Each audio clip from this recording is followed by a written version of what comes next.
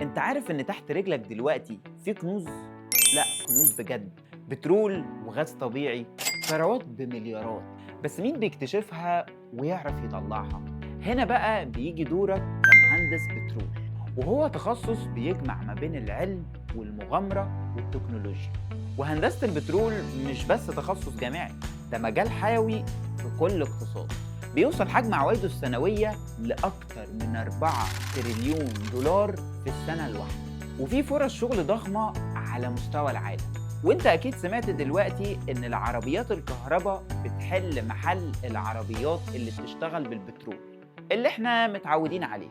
لكن ده مش معناه ان الحاجة للبترول هتنتهي، احنا لسه بنحتاجه في الطيارات والمصانع والصناعات البترولية المختلفة.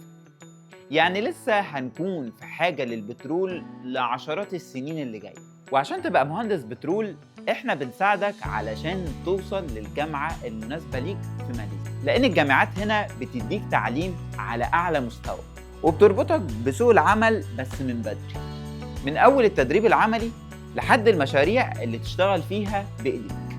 وهتدرس حاجات زي علم طبقات الأرض، حفر الآبار، الإنتاج، السلامة والبيئة.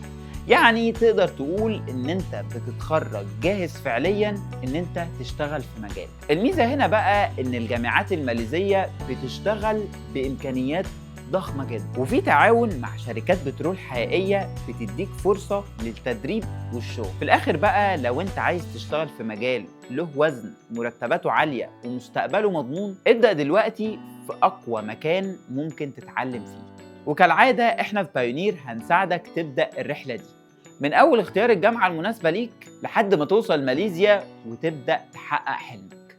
مستنينك تكلمنا على الرقم ده. سلام.